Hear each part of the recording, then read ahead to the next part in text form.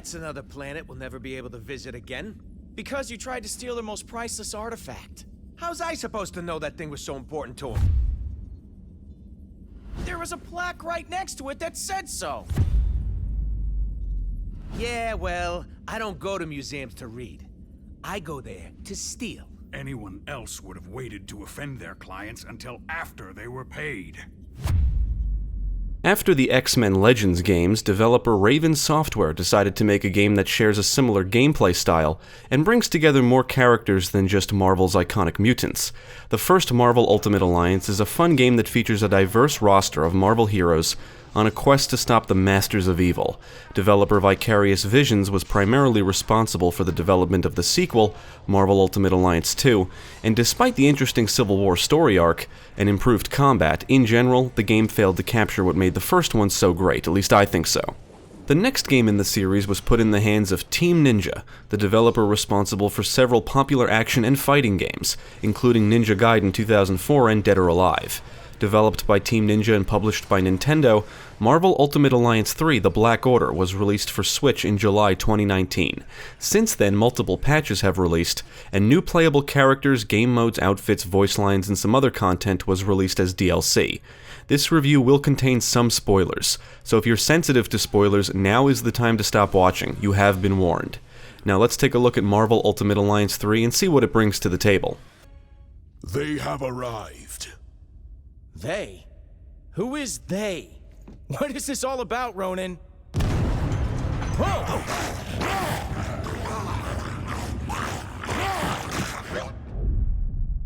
The story centers on the Infinity Stones and the heroes trying to collect them before Thanos and the Black Order do. It all starts when the Guardians of the Galaxy discover the location of the stones and inadvertently alert the Black Order to their presence.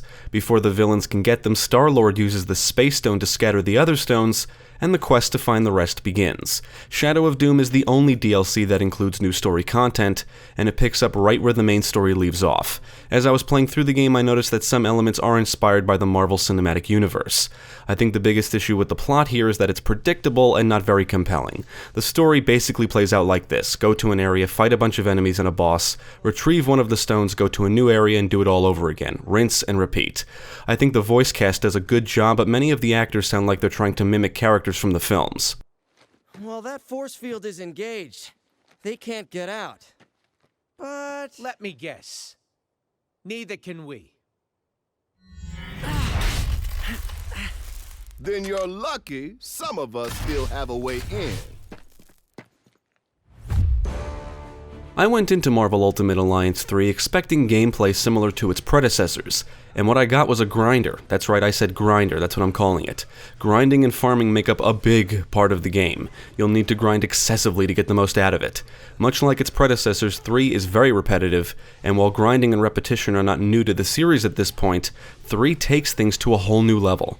There's more than enough characters to play as and challenges to overcome, but not enough variety. What's amazing is that the DLC doesn't really remedy this. It adds new stuff but doesn't mix things up enough.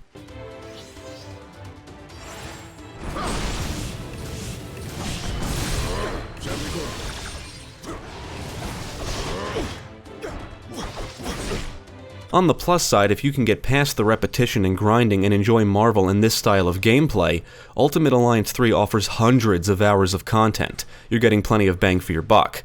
I do think Ultimate Alliance 3 has the best and most varied roster of playable characters in the series up to this point. Unfortunately, the game lacks the hub areas that were present in the previous 2 entries, but you can interact with NPCs at certain points, and I do kind of wish that some of these NPCs were actually playable, like Jessica Jones and Winter Soldier, just to name a couple. Is guarded by my most elite warriors, but even they may prove insufficient against Doom's. Now let's get into the actual gameplay. When playing solo, you control a team of 4 heroes and can switch between them freely. In the story mode, you can swap out heroes at shield points, which appear rather frequently in the environments, and the camera is atrocious. The classic camera anyway. You can switch to the heroic camera, which follows your selected hero more closely, and even lets you lock onto enemies. The classic camera doesn't always focus on what it's supposed to, and it doesn't help that it's already easy to lose track of what's going on thanks to all the numbers and visual effects that fill the screen during combat. The game does support up to 4 players, but I didn't get to try the multiplayer, and from what I hear, the multiplayer camera is even worse.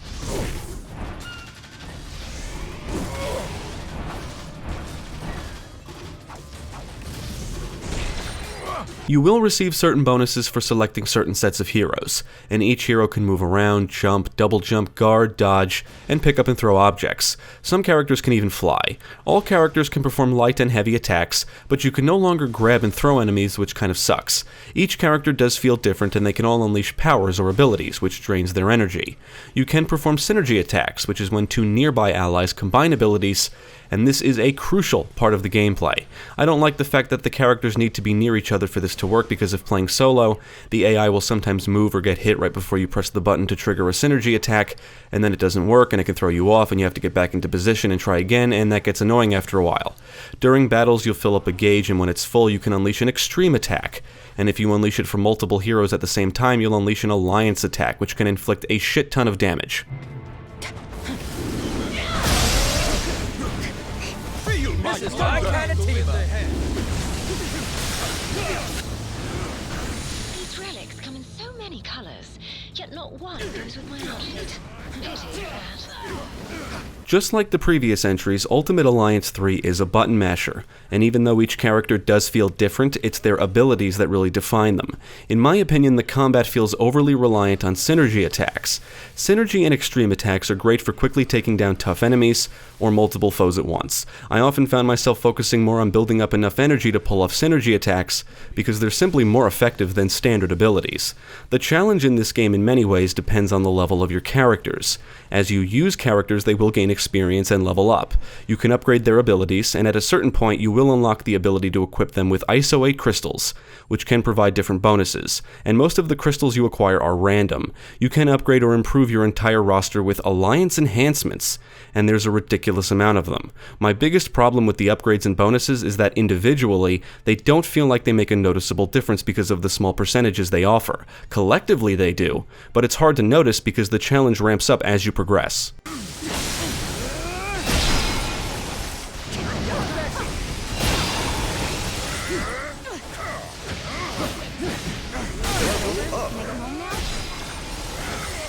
I found that leveling up characters is the most important thing. No matter what game mode you decide to play, the game always conveys a recommended level for whatever the challenge is, and this includes the story chapters. If your characters are under the recommended level, it's time to start farming for experience. Now this is where things will get problematic for some players. The roster does not level up together. If you don't use a character, they don't earn experience. And if they're not even close to the recommended level of whatever you're doing, there's a good chance they will fall and you'll fail. I found that if my characters were at least 10 to 20 levels higher than the recommended level, I was able to overcome the challenge without issue. As you progress through the story and complete certain challenges, you'll unlock more playable characters, and these characters are always at a level that's appropriate for the challenge or chapter you found them in. As it relates to the story mode, this is good if you want to use them right away. So in some ways, the story encourages you to switch out characters often, but if you want to swap out characters with others you haven't used in a while, you'll have to grind and/or farm to level them up. What's the best way to do that, you ask? The other game modes, specifically the Infinity Trials. As you progress through the story, you'll unlock Infinity Trials, but some of them are unlocked by finding them in the environments and by completing other trials. You can also replay story chapters.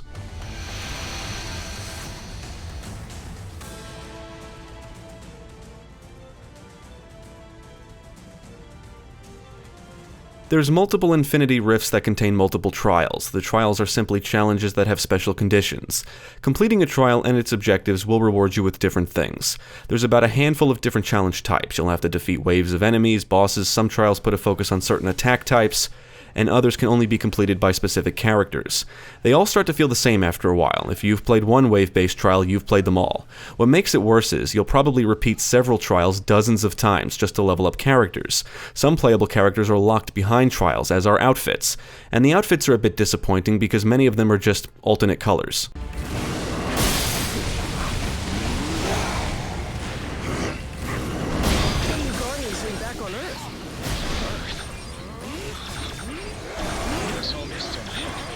Whether you enjoy the plot or not, you'll have to replay through the story multiple times if you want to unlock everything. After you beat it the first time, you're encouraged to play through it again on a higher difficulty, and then on another difficulty after that. The higher the difficulty, the better the rewards. Plus, you'll unlock more Infinity Trials outfits and other things. But much like everything else in this game, it's just another repetitive thing. It's the same story, but more challenging, which means more grinding and farming. Ultimate Alliance 3 is all about repetition, and it's very easy to hit a wall, forcing you to grind. The Curse of the Vampire DLC introduces the Nightmare difficulty and Gauntlet game mode. The Nightmare difficulty is just another reason to play through the same old story again, albeit with some new conditions. The Gauntlet mode features numerous gauntlets of consecutive challenges. However, these challenges are basically Infinity Trials, except you go from one challenge to another and cannot swap out characters. After beating one, you can replay through it again in what the game calls Endless mode, and each playthrough is more challenging than the last. The idea is to keep playing through it until all your characters fall or you decide to stop.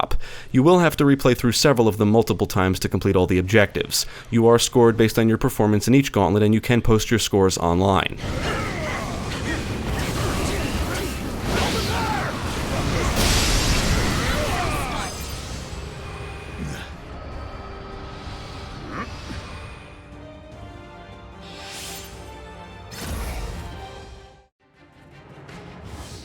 I always rise from the ashes.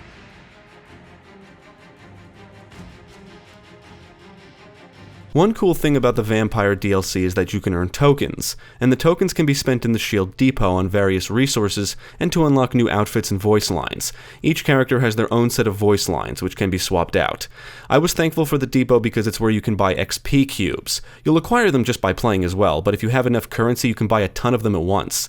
They're used to instantly increase a character's experience, making them quite useful.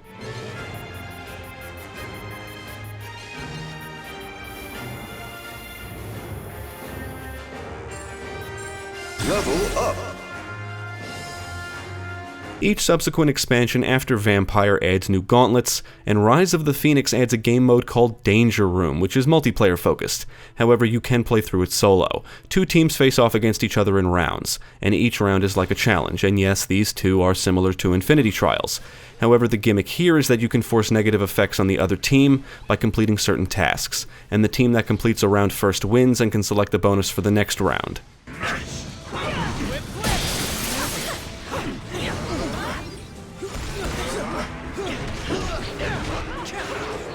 If it isn't obvious by now, the Infinity Trials, Gauntlets, and Danger Rooms are all very similar. The expansions add some new conditions to mix up the challenges, but it's not enough to make them feel that much different from each other. And these challenges are basically variants of story scenarios. Just by playing the game, you'll acquire resources, and they can also be acquired from containers found in the environments. Along with all of the visual effects and numbers you see during combat, you'll also see text appear, indicating you earned a reward, which includes resources. Some of the resources you earn or acquire can be spent on different things, like upgrading abilities and ISO 8 crystals and unlocking alliance enhancements. Room for one more spider? Don't forget about us! Level up.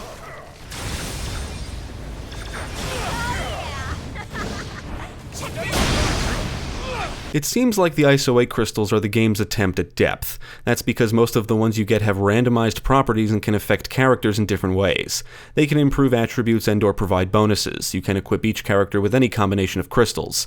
Plus, you can modify the crystals to make them more efficient or deconstruct them for resources. After unlocking the ability to equip them, you'll start earning and finding them left and right. They come in different colors and rarities, and they're not organized very well, although there are some decent filter options. As soon as you go into the ISO 8 management menu, you're greeted with your entire collection of crystals, and you have no idea what's what until you highlight or select one and read the description. And to add insult to injury, sometimes the description is long and you can't even scroll through the text manually.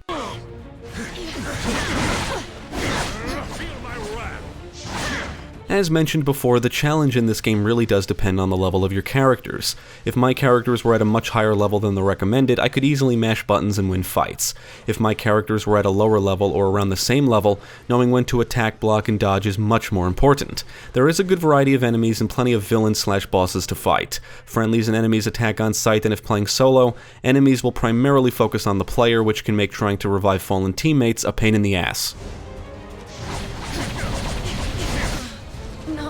yet. You're given a certain amount of revives per battle, and when a teammate falls, I found the best thing to do is let another AI teammate revive them because enemies can and will often attack you, interrupting the revive attempt. The friendly AI can often jump right into the fray and revive a fallen teammate without too much trouble. One thing the friendly AI does that is annoying is they will sometimes pick up and throw things when I don't want them to. Depending on the challenge, I might leave throwable items on the ground to be used later against certain enemies, but the AI will sometimes pick them up and just chuck them. It's a minor gripe, and overall the AI in general is okay.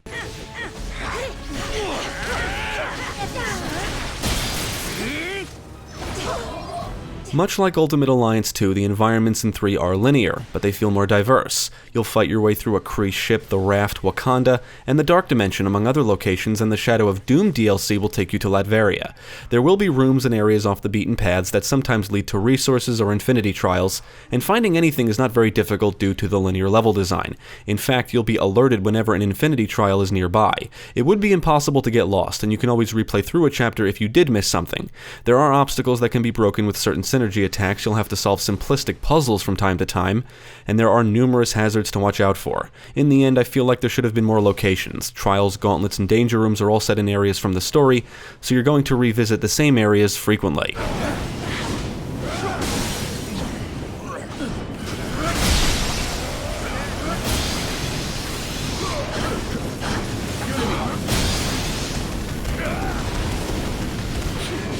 I really do like the presentation in Ultimate Alliance 3. It's bright and colorful, the characters and environments are detailed, and the visual effects help make the combat feel satisfying, although all the effects and numbers and text that appears on the screen during battles can make it easy to lose track of what's going on, as mentioned earlier. So I guess my biggest gripe with the presentation is that the screen can get too busy. The audio work is pretty good. The soundtrack consists of dramatic and heroic sounding tunes that fit the action well. Strikes and impacts sound good, and the bigger hits will result in what often sounds like glass breaking. On the technical side, the game did crash on me a few times, and the frame rate does tank when there's a lot of action and effects on screen. But other than those big crazy moments, the frame rate was pretty consistent with the Switch docked and handheld.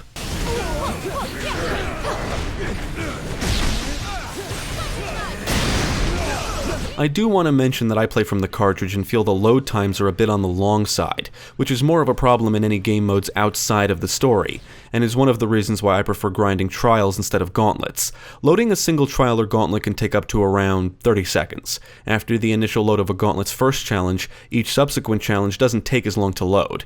However, if your characters are at a high enough level, you can complete some of the gauntlet challenges faster than they take to load. Once you beat a trial, you can retry and it will immediately start over.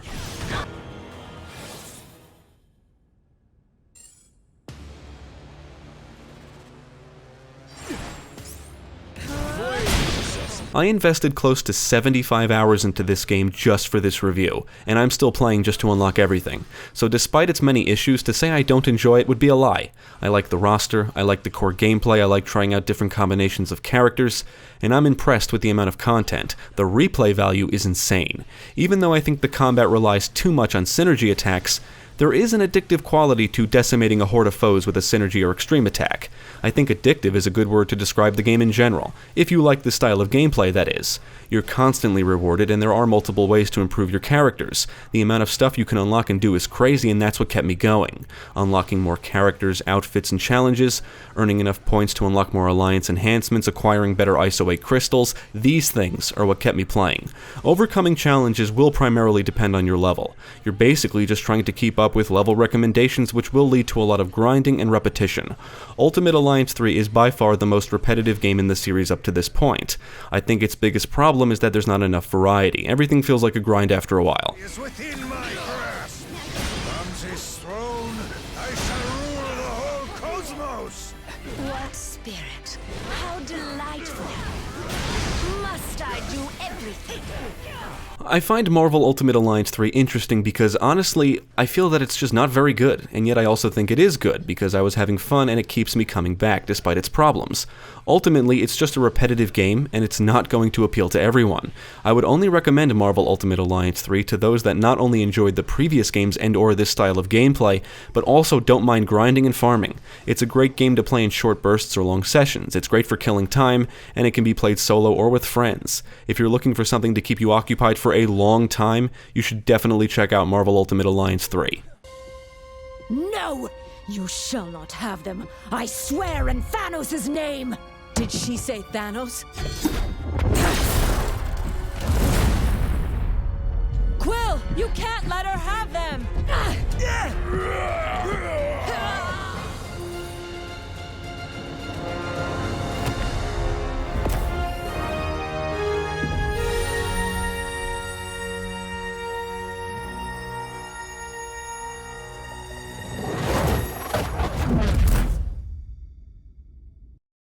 Thank you for watching. If you enjoyed this video, check out the rest of our channel, follow us at the links below, and you can also support us on Patreon.